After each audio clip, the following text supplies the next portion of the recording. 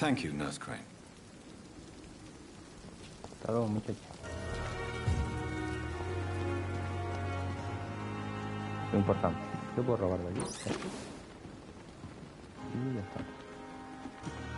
Muy bien, bien. Este sí está tomando medidas.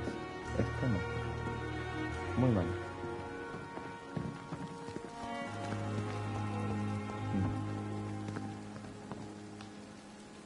Good evening, sir. I'm Dr. Jonathan Reed. I'm new here. I've already heard about you, Dr. Reed. I'm Milton Hooks, the ambulance driver for this shithole of a hospital. That's quite a blunt introduction, Mr. Hooks. You can call me Milton. I like to speak my mind, Dr. Reed. Perk of the job. Don't judge me, and I won't judge you. I'm not sure I understand what you're talking about. Well, I'm no doctor, but I'm pretty sure a gun can't be used as a surgical instrument. You have a keen eye. I learned to shoot during the war, and have carried one ever since. Old habits die hard. No need to explain, Dr. Reed. And if you ever need a better gun, remember, I may have something for you.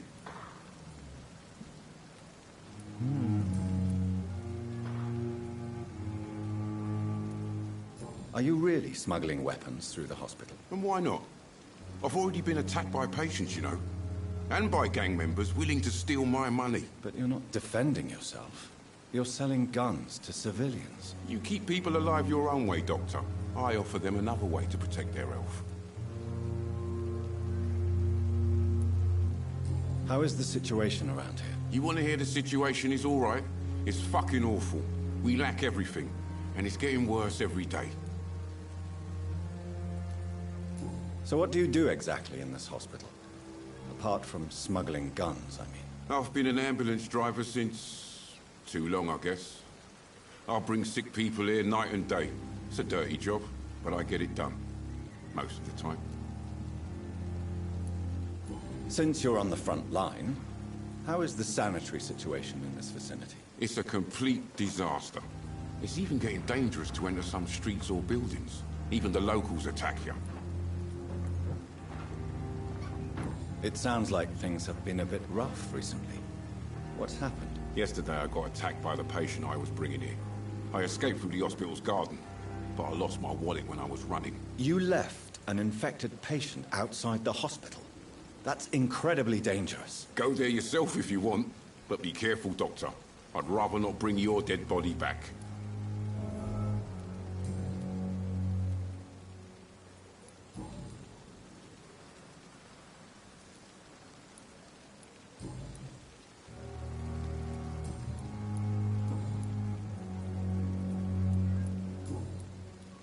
I'd like to see your goods. Wise choice, Dr. Reed. A reliable gun is what everybody needs these days.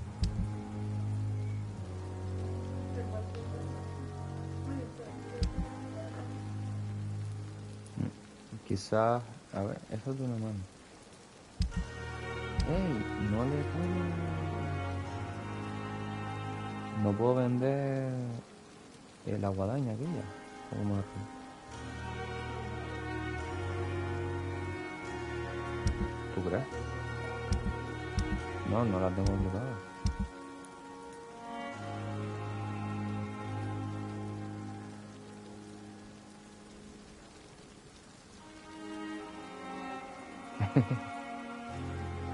Pertenece a ClickOps.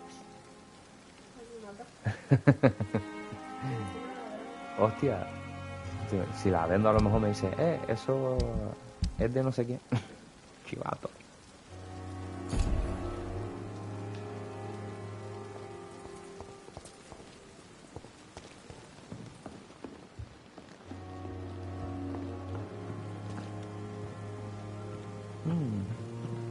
Interesante.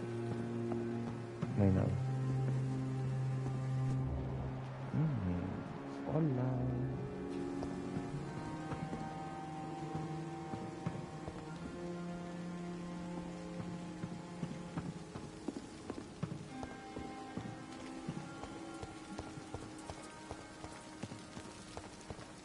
Necesito pistas.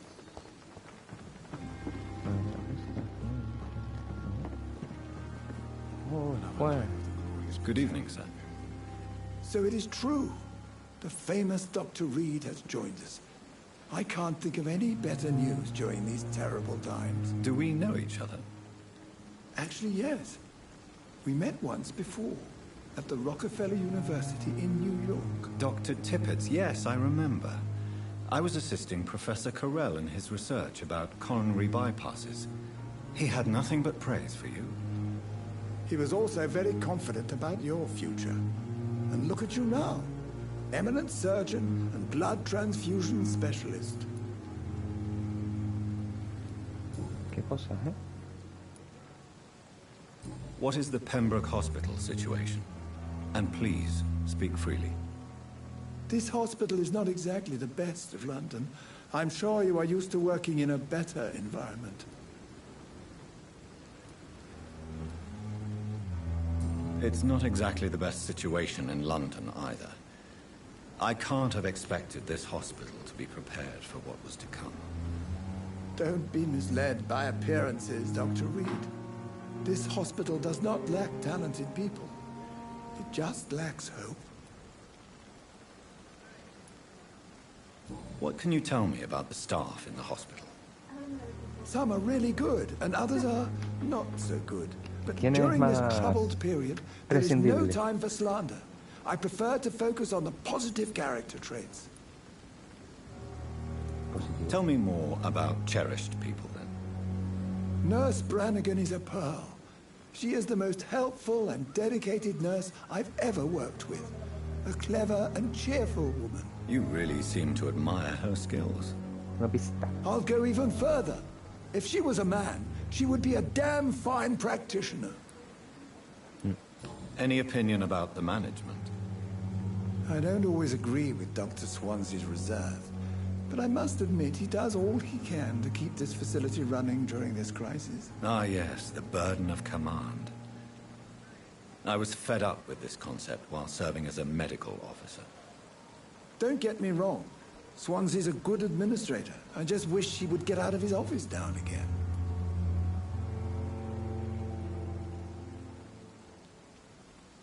Do you need any medical assistance yourself, Doctor?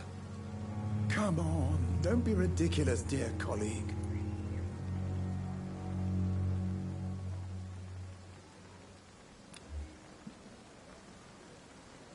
Vale. What can you tell me about the staff in the hospital? Some are really good, and others are not so good. But during this troubled period, there is no time for slander. I prefer to focus on the positive character traits.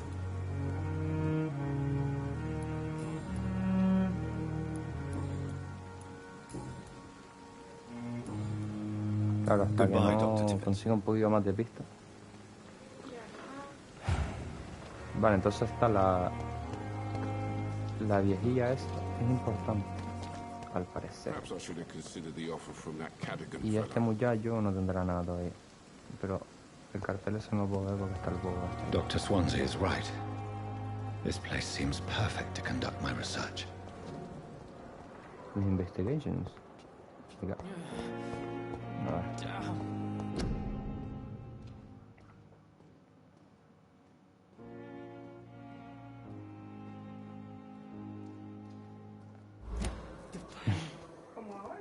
Propaganda. Está guapo el cartel, ¿eh? El que lo hizo es un mayonesa.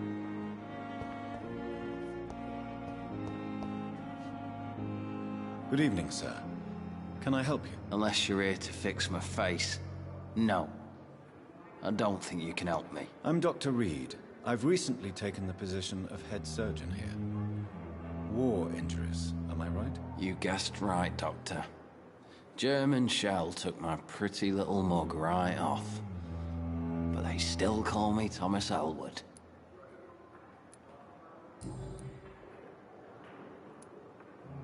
How is your stay with us, Mr. Elwood? Oh, it's bliss. I just escaped death in the trenches to be surrounded again by the moans of the dying. Can I ask you precisely why you're a patient here? It's the pain, sir. The drugs don't work. It just hurts under the scars, if you get my drift. Can I do anything for your pain? Nurses gave me a bunch of pills. No effect. Told you. It's like the flames are under my skin, burning away. Who is treating you? Is someone in particular looking after your case? Nobody since the old and tired doctor spoke to me. Started to think I was forgotten about. Wouldn't blame you. You don't seem worried by that. My face hurts so much more when I smile or cry. I've learned it's easier not to speak. But be assured I'm smiling inside.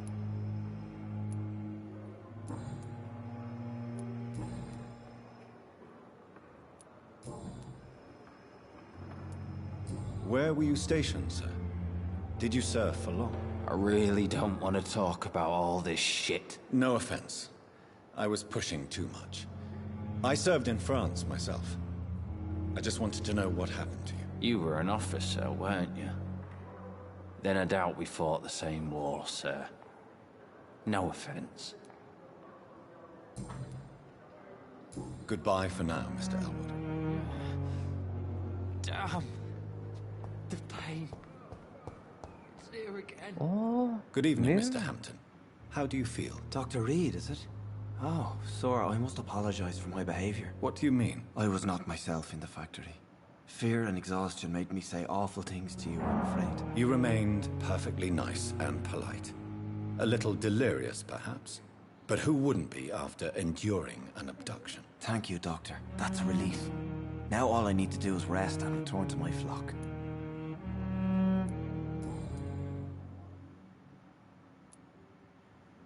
Do you know Tom Watts, the bartender from the Turtle? I met him before I found you in the canning factory. Tom? Yes, of course. Always the helping hand, good old Tom. Without men like him, corruption and despair would have wiped out the East End long ago. People are still in despair. How could it be otherwise? The authorities have left us all to rot in this contagious nightmare. No drugs, no advice, nothing. It's a damn shame. Who should I avoid in this part of town, then? Any particularly evil figures? Not really. Most men and women are just doing their best. And it's not my habit to speak ill of people I know, Doctor.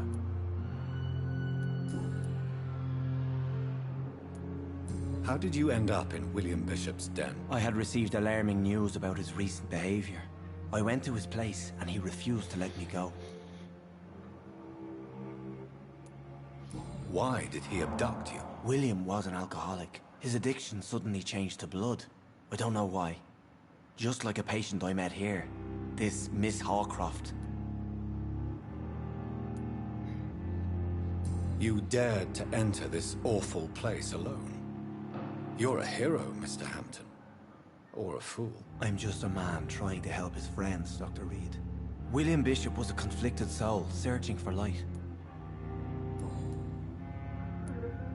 What is the general situation in the East End docks? The situation has always been tough, with a lot of tensions between the gangs and the Dockers' trade union. The Wet Boot Boys are very nervous since they lost their leader. Who leads the gang now? Since Clay Cox went missing, it's his wife Edwina who runs the show, with the assistance of her minion, Booth Digby. Has the gang been No me threatening suena ese you? nombre. Ah, no. I've had this nickname for so long. No me suena ese, The sad ese saint nombre. of the East End. No one dares to bug a saint. Not even criminals.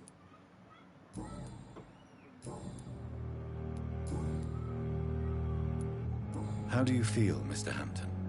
Medically speaking, I mean. I feel exhausted. Beyond exhaustion, actually. William drank so much of my blood in his madness. I feel empty. You're in good hands here. Dr. Swansea is well versed in blood transfusion, and I'm sure he'll take the best care of you. Thank you, sir. I believe all I need is rest. And then I can go back to the people who need me. What do you do for a living, Mr. Hampton? I can't help but notice the cross around your neck. I manage a night asylum for the poor and homeless of the docks. And I try to guide the lost and hesitant on the right path to our Lord. Are you a priest, Mr. Hampton? A deacon, maybe? Not at all, Doctor.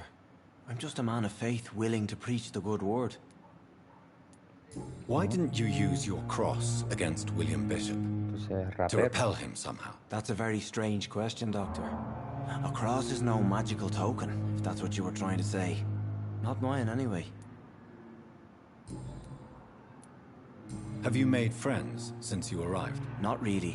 But I recognize Miss Harriet Jones. I knew her when she lived by the docks. That poor woman had such a miserable life. You never came to see her here at Pembroke? Receiving visits when sick can be an important part of the healing process, you know. We're not just bodies. You're preaching to the converted now, Doctor. To be truly honest, I thought she was dead. She left the docks many months ago. Goodbye, Mr. Hampton. We'll talk again later. Todo muchacho. It's locked. A daily routine.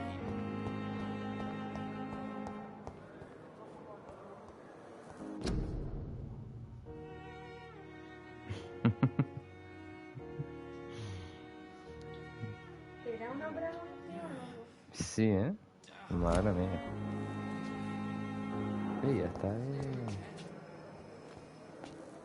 Good evening, miss. I'm Dr. Reed, the new surgeon at the Pembroke Hospital. And who are you? Your name has no meaning to me, mortal. You're nothing but dust blown by the winds of eternity. I beg your pardon. What are you begging for, mortal? My clemency? Well, tonight maybe I'm inclined to mercy. You'll never forget the night you met Thelma Howcroft. You keep calling me mortal. Why is that? And if I'm mortal, what are you? Well, Dr. Reed, if you must know, I'm a vampire.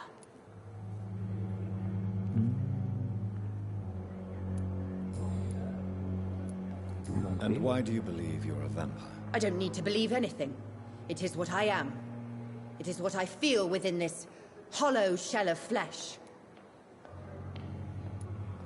Please, A ver. describe to me how you feel.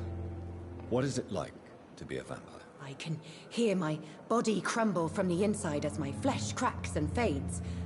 I sense the last pulse of postulant blood within my drying veins. I need new blood. I see. Have you ever heard of Cotard syndrome, Miss Howcroft? Never. It's a mental illness discovered by a French neurologist named Jules Cotard. The affected patients are delusional. They believe that they are putrefying, that they are dead, a ghost or a ghoul, or in your case, a vampire. Delusional, you say? Oh, sad and petty mortal. Vaya crack. You can't even begin to understand the concept of immortality. And you think it is I who am delusional. I'm assuming you must be a patient here. Am I right, Miss Howcroft? It's only a cover. To hide from my enemies. I can leave whenever I want. As a woman, a spirit, fog, or bat. Who are these enemies you mentioned? Can you describe them? I cannot say for sure. But I sense their eyes on me from nearby. I feel them watching me every time I visit the garden near the morgue. The staff here are not your enemy. They're here to help you, to care for you. I'm not speaking of the doctors in white. I'm speaking of the men and women who hunt me. For I am a vampire. I see. Don't worry. These people will not find you here. I'll personally make sure they leave you alone. Thank you, mortal. But do not interfere with them, for you are no match for those that hunt me.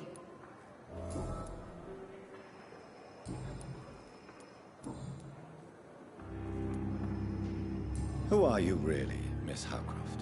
I mean, apart from being a vampire. Is that not enough for you, puny mortal? What do you require? Proof of my powers? I'm curious to know who you were before becoming a vampire. No, such a long time ago, I don't remember. Centuries of unholy life can have strange effects on one's minds, you see? I'll leave you, Mistress of the Dark, to your nocturnal activities. Interesante conversación. Y dígame, señorita Croft, Si es usted un vampiro, ¿por qué no detecta que yo soy usted? Good evening, nurse. Good evening, Doctor. I don't think we've been introduced yet. My name is Pippa Hawkins. And I'm Dr. Jonathan Reed. Dr. Swansea has recently offered me a position in this hospital. Well, it's a euphemism that your help will be appreciated, Doctor.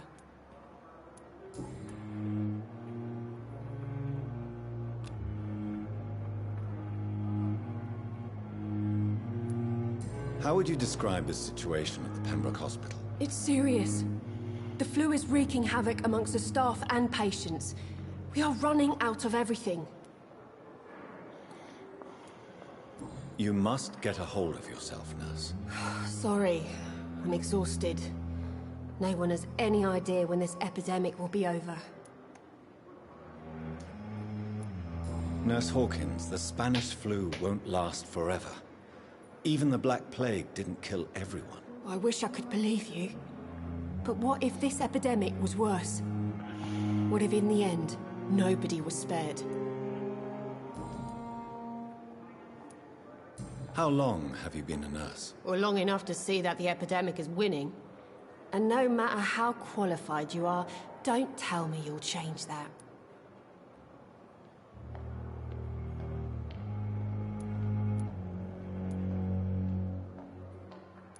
I don't like your attitude, Nurse Hawkins. Pessimism can be as lethal as the epidemic in times like these. Sorry, Doctor.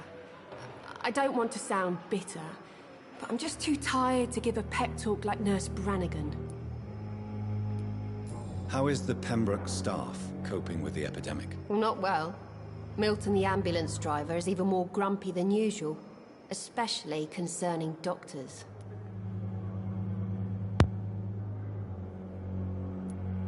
Why is Milton grumpy on a daily basis?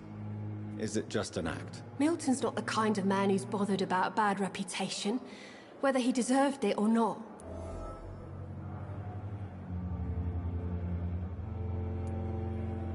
Why does Milton dislike doctors? I don't know.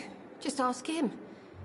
But be warned, Milton is not the chatty type.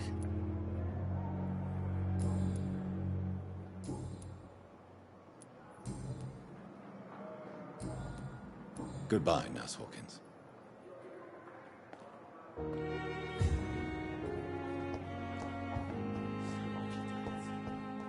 Still more coming. How can we be sure we're making a difference?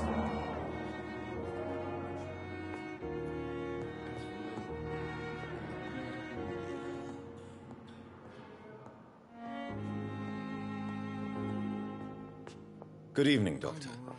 I believe we're going to be working together. Dr. Reed. Dr. Swansea informed us of your arrival, but I could not dare to believe we'd have such good fortune. Such an honor, sir. Thank you. And you are? I am Thoreau Strickland, Dr. Thoreau Strickland. I'm a great admirer of your work, Dr. Reed.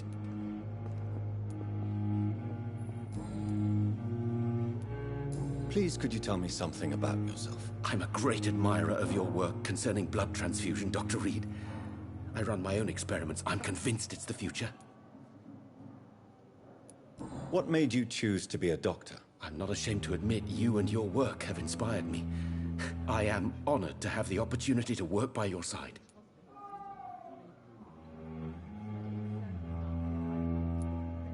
I'll give you some advice, but understand that nothing beats practical experience, which can be exhausting and solitary work. Of course, sir.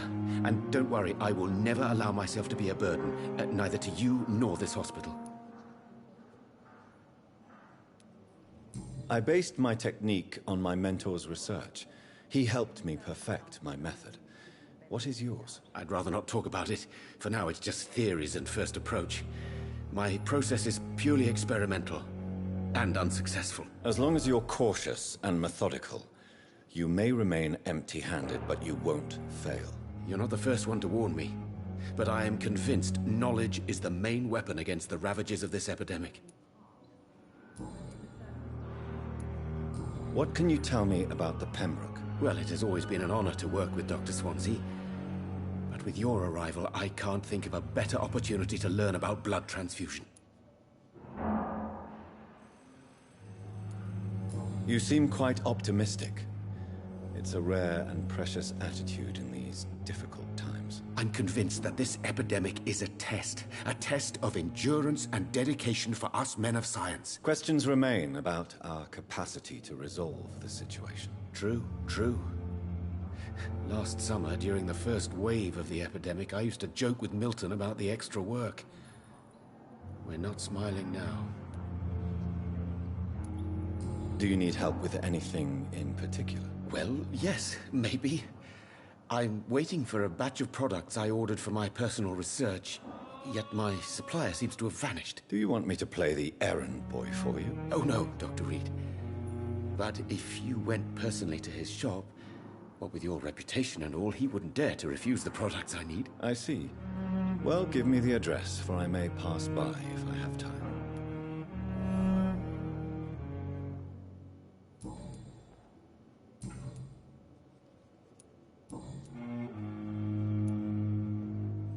Tell me more about your willingness to experiment with new medical techniques. Harvey Fiddick is a patient suffering from a severe injury that could cripple him if not treated correctly.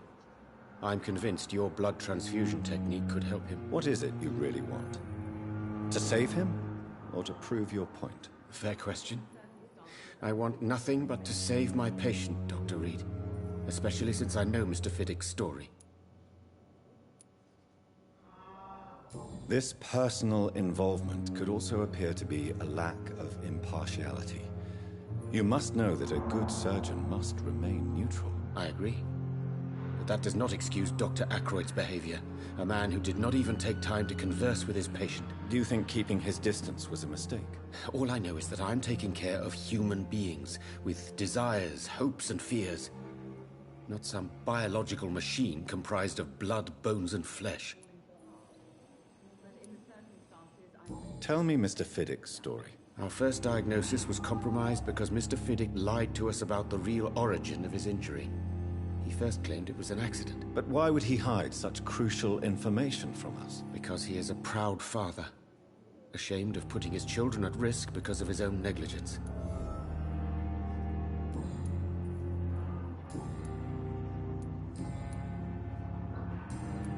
Goodbye, Dr. Strickland.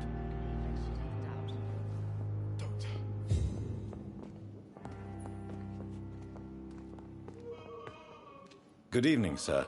I'm Dr. Reed. I believe we're going to be colleagues. Reed? Yes, I've been informed about your arrival. I'm Waverly Ackroyd. Welcome aboard, I suppose. Does my arrival inconvenience you in some way, Dr. Ackroyd? Let us just say that I don't particularly share Dr. Swansea's enthusiasm for hiring you. What we need here are reliable professionals, not overrated dabblers.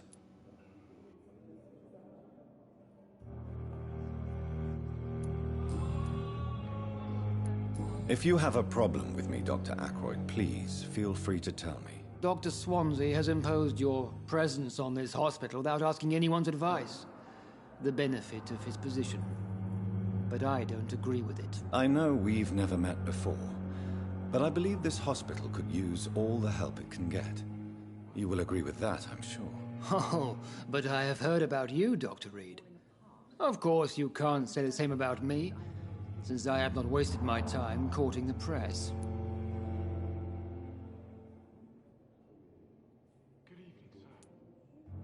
Aren't you too old for such jealousy? It really won't do you any good, you know. Don't be ridiculous, Dr. Reed. A simple glance is enough for me to know you have nothing for me to envy. Since your tenure in this hospital is longer than mine, perhaps you can tell me more about this place. Let's just say I'm tired of the carelessness around me. I have always respected the skills of Dr. Swansea, but over time his enthusiasm has become displaced. Carelessness? Exactly what are you talking about? We're here to save lives. The people who trust us are not volunteering for experimentation. They're here to be healed. I don't intend to run any radical experiments, Doctor. Even if I, as any good practitioner should, express an interest in pushing the boundaries of medical research. Modern medical methods were created through audacity and ego. But there are rules in our line of work, and they're here to protect our patients.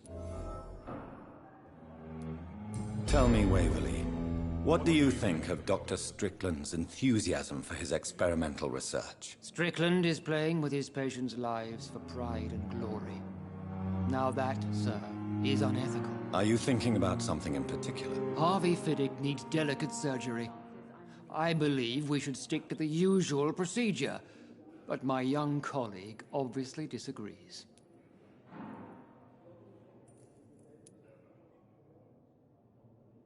And are you not afraid that your rivalry with Strickland may be blinding you? Rivalry? I guess you could call it that. But I will never be childish enough to let my personal feelings affect my judgment.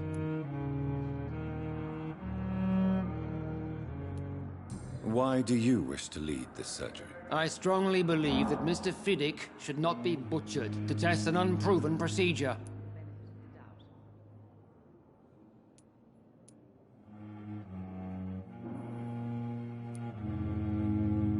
Other people may say that's too conservative a point of view. Conservative? And what are you going to say to Mr. Fiddick if he loses his arm because of the operation? Because that's what's going to happen if the surgery is a failure.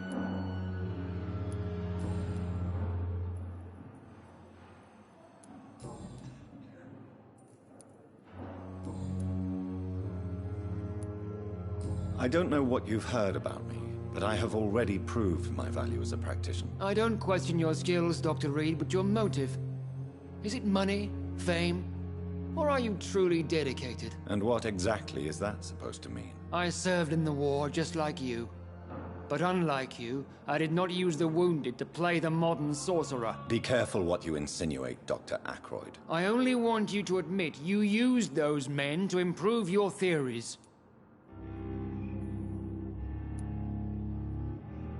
Knowledge has always been and will remain our main weapon, and it has always come at a price. And personal initiative. It is not a question of initiative, it is a question of integrity. These men and women have put their faith in us, Dr. Reed. It seems you have bad memories of your military service. I refuse to see this industrial slaughter as scientific progress. War only reveals the worst in men. We can at least agree on something, Dr. Ackroyd. Thank you for your time. We'll talk later.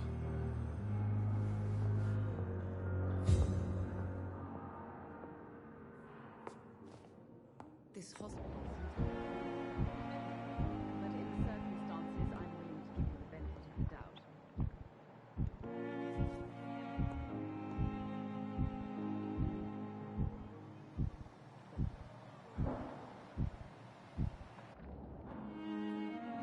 Good evening, sir. I'm Dr. Reed. May I help you? I don't know if a third opinion is needed. Your colleagues are already arguing about my condition. I see. Would you mind telling me more about your situation? I'm Harvey Fiddick. All I want is to get me bloody arm fixed properly.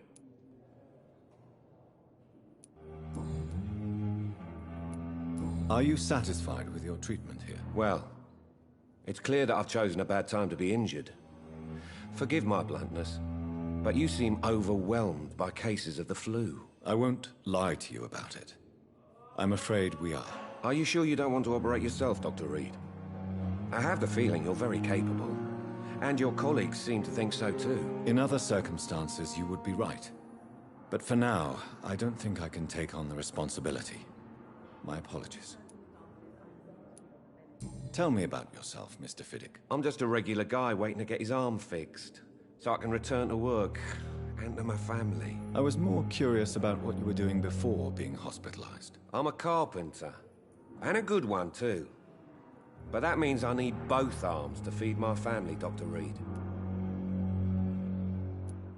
Tell me about the doctors who are arguing about your case. Strickland and Ackroyd. They both want the best for me, but there's a lot of pride there. Doctors are no different from carpenters, it seems. What do you mean? I often had professional arguments with rivals on a building site.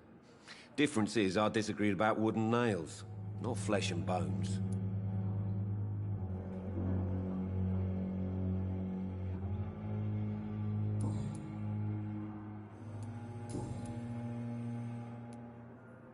Tell me about your injury, Harvey.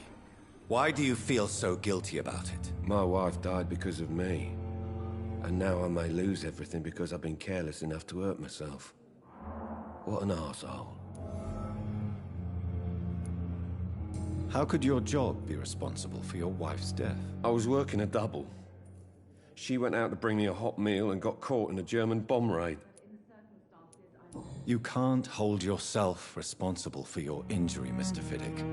Unless you tried to hurt yourself. Of course I didn't hurt myself. But I can't work until my arm is fixed. My children need to eat, Doctor. Tell me more about the death of your wife, Harvey. 1915. I was in the army. Building workshops for the Royal Flying Corps. Helen was happy I wasn't sent to the front. What happened? The Germans sent Zeppelins to bomb the construction site, but they missed their target. My wife was bringing my dinner when the bombs fell. I'm sorry for your loss. So many died during the bombings. I served in France and witnessed the carnage there. I would like to say that she didn't suffer. Truth is, I have no idea. I just know that I'm all that me kids have. Poor little bleeders. How are your children after losing their mother? They were smaller then. The only good thing about this is my Helen didn't bring them with her that night.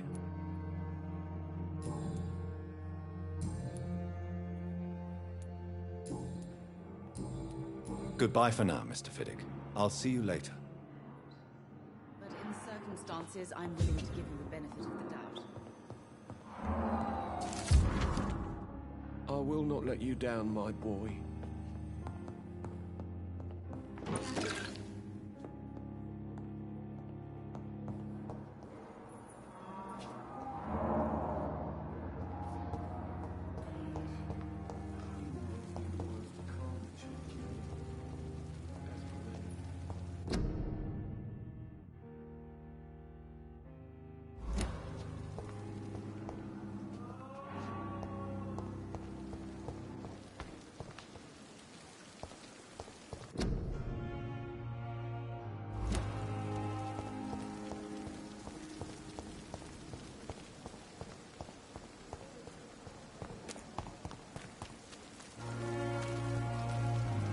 Good evening, Milton. Good evening, Doctor. Still trying to save lives?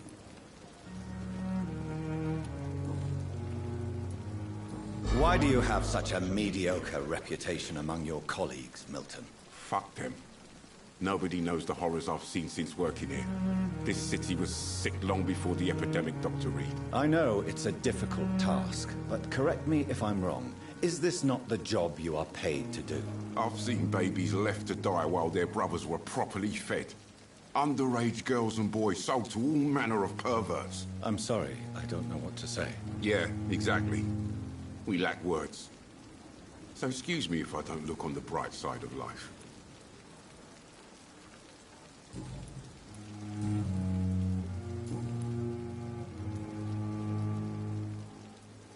Goodbye, Milton.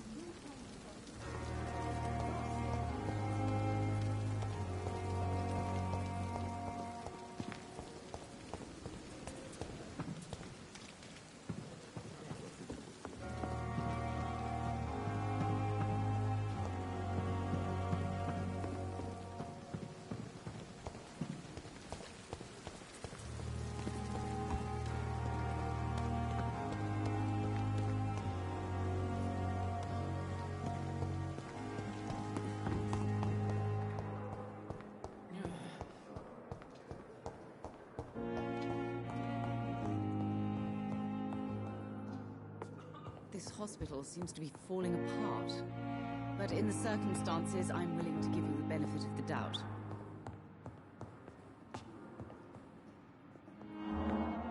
Good evening, madam. Can I help you? It's my son who needs you, sir. I'm Dr. Jonathan Reed. How can I help your son? I'm Beatrice Goswick, mother of Mortimer Goswick. Could you check on him, please, Dr. Reed? I've heard much of your talents as a physician.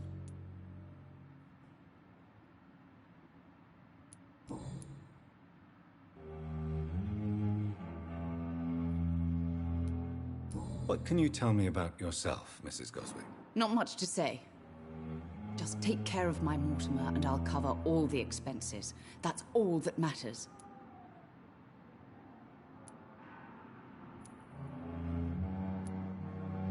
Are you really that rich? Most of the patients here are of a more humble origin, if I may say so. Yes. Thanks to my husband. May he rest in peace. I can cover any needed medical expenses. May I ask if you have an occupation, Mrs. Goswick? I'm a teacher by profession. I teach young women who are more ambitious about their futures than their families. What do you think of your reception here? Any complaints? I have had the uttermost reservations about this hospital since we arrived. But we had no other choice, considering the state of emergency. Is there something in particular that's bothering you? Some of the staff were not especially welcoming. I suspect they're not accustomed to dealing with patients of such social standing. Don't waste your time with me. Tell me more about your arrival at the Pembroke Hospital. What gave you such a bad first impression? The ambulance driver was quite rude, for a start. And that nurse, Miss Hawkins, seems to have quite a dubious attitude. What do you mean? She managed to secure a bed for my son despite the epidemic. It was a relief, but it wasn't cheap.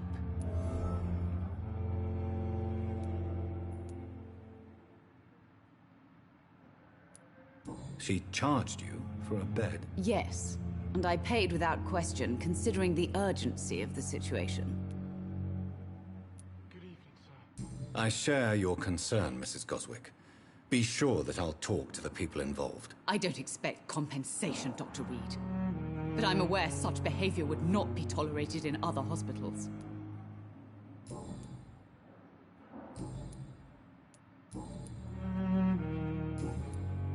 Goodbye, Mrs. Goswick. Let you down, my boy. Good evening. I'm Dr. Reed. Can I help at all? No, Really? Why are you here, then? I don't want to talk. My throat hurts too much. I suppose that this pain is the reason you're here. Is someone taking care of you? Yes. And no. Could you at least tell me your name, sir? Mortimer. Mortimer Goswick. How painful is your throat, Mr. Goswick? So painful I'd rather not talk at all, Doctor. I'm sure you realize a doctor and his patient have to communicate, sir. Would it help if I gave you some paper and a pen? Not really. I see. Then maybe it's not just your throat that hurts, Mr. Goswick. Perhaps your sore throat is just the consequence of something more hurtful. Yes, maybe. But I don't want to talk or even write about it now.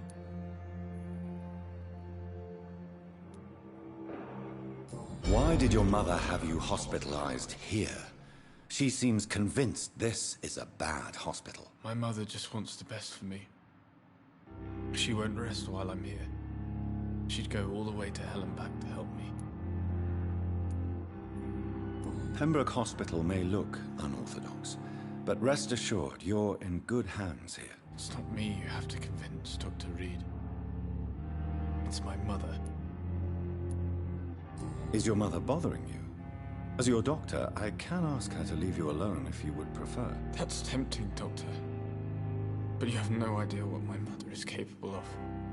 She would tie herself to my bed if you asked her to leave.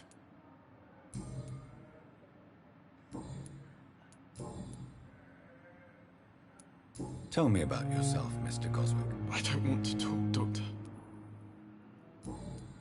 I have to go now, sir. But don't hesitate to contact me if you need any help. Good evening, sir. Doctor. As for me, what a blundering idiot.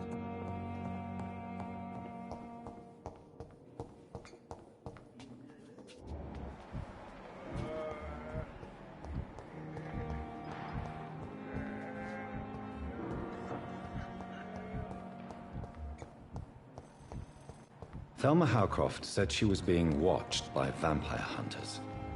Where are they hiding? I should investigate. Good evening. I'm Dr. Reed. Always a pleasure to meet a colleague, sir. Especially when he was supposedly dead. A colleague? Are you a doctor too? Not anymore, sir. I used to be Dr. Rakesh Chadana. Now, I'm just Mr. Chadana, pawnbroker and humble guardian of this morgue. What do you mean, you used to be a doctor? Was your license revoked? No, sir. It is just that I like to be precise. I run a little pawn shop while taking care of the dead. But I used to be a real doctor.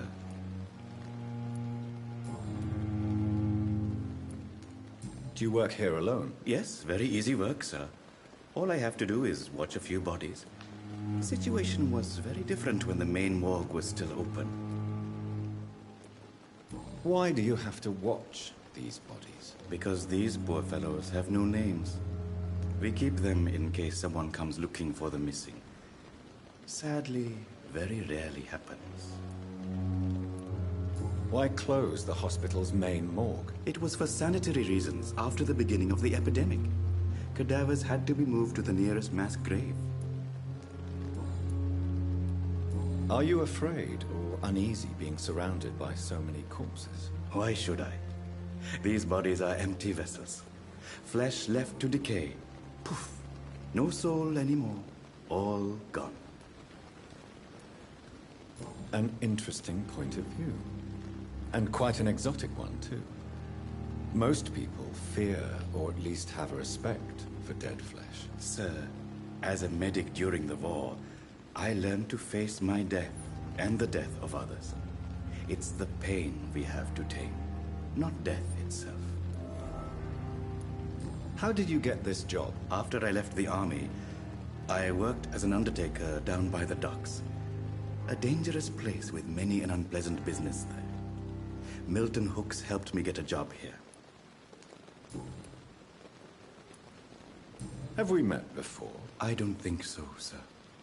Why? When we first talked, you said you were glad to meet me since I was reported dead. Funny story, sir. Your sister came here a few nights ago. You were missing, and she was looking for your body. She must be very relieved now.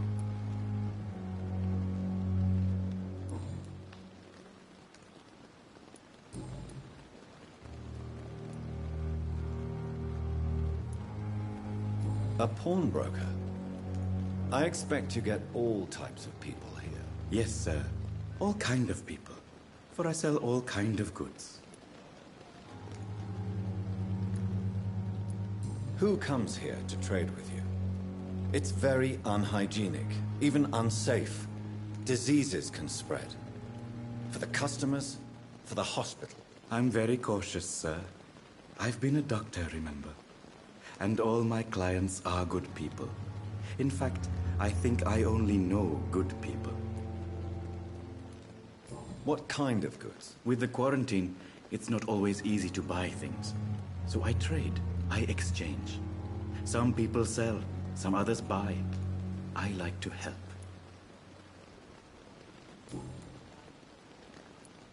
Since you're not afraid of dying, do you believe in life after death, Rakesh? No. I believe we must do all the good we can while alive. For our time is short, and the obstacles are endless. Do you think you would enjoy immortality as a concept? I don't think so. Don't mistake me. I love life, and I'd like to live a long life. But everything has to decay, sir. Even goodwill.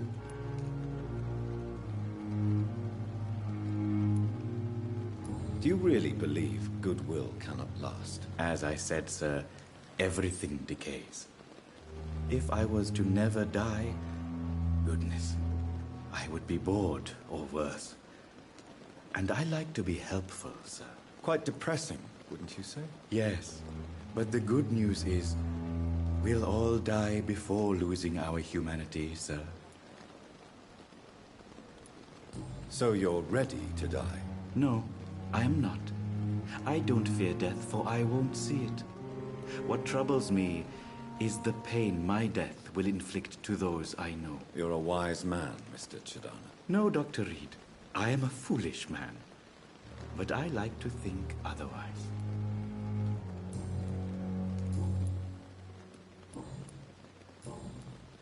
Please show me what you have to sell. Of course.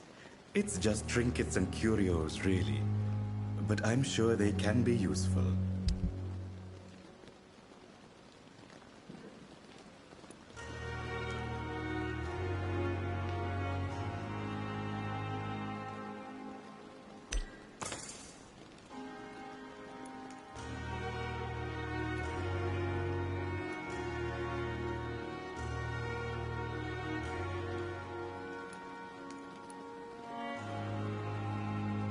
Tomorrow, more bodies will arrive and then sadly depart. I'm managing a train terminal, not a morgue. I cannot enter.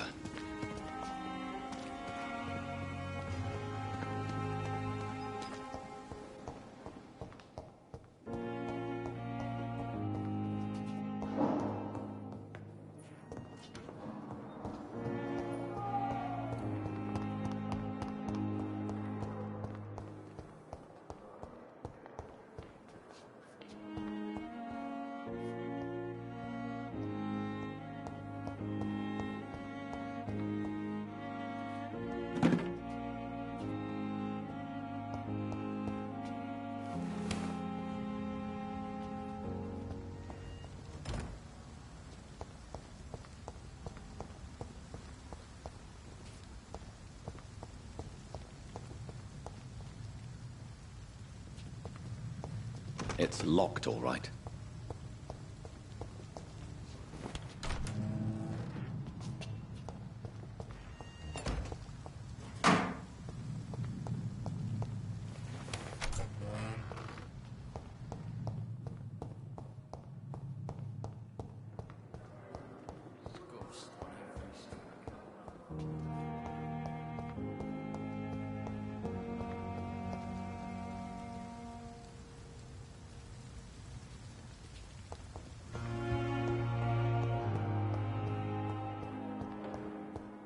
It's locked.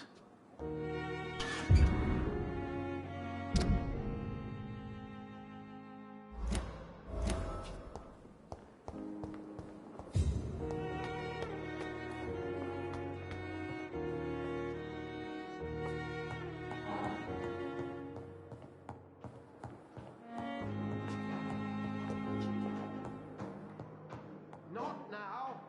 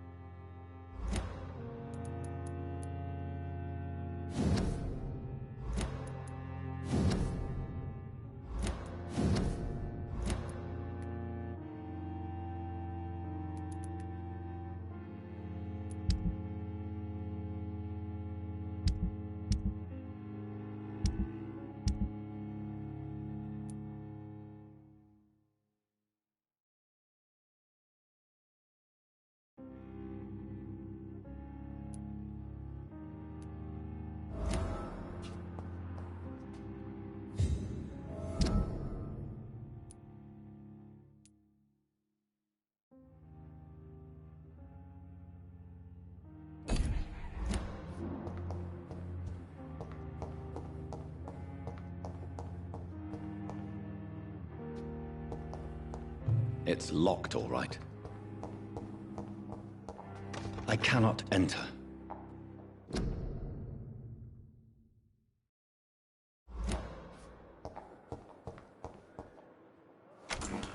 This must be the place. It's definitely away from prying eyes. Relegated to the shadows. A kingdom of my own. At least I won't be sleeping in a coffin.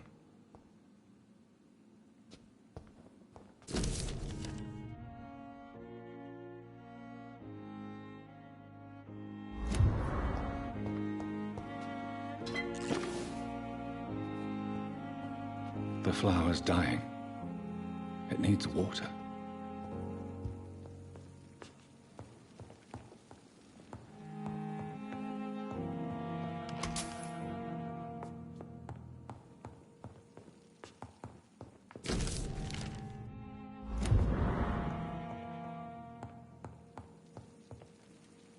The flower's dying.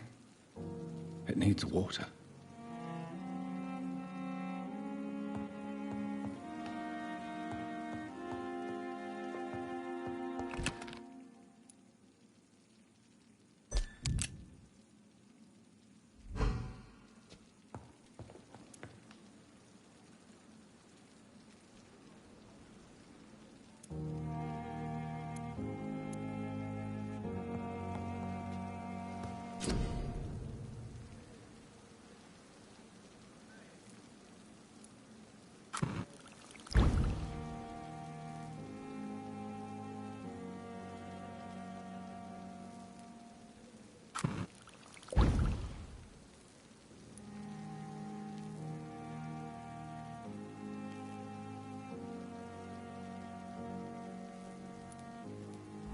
William Bishop's blood is much more unstable than human blood and shows extensive mutation.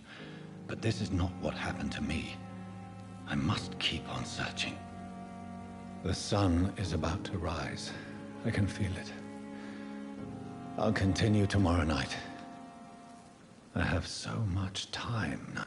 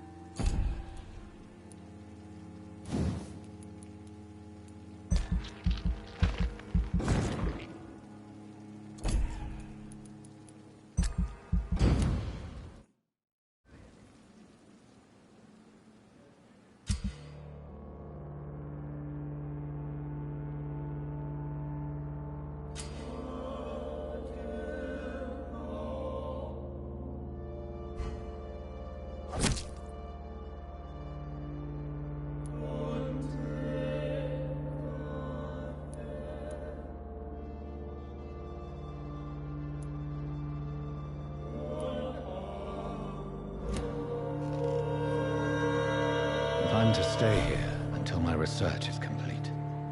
I'd better learn to hide my true nature from the mortals. But what about my thirst for blood?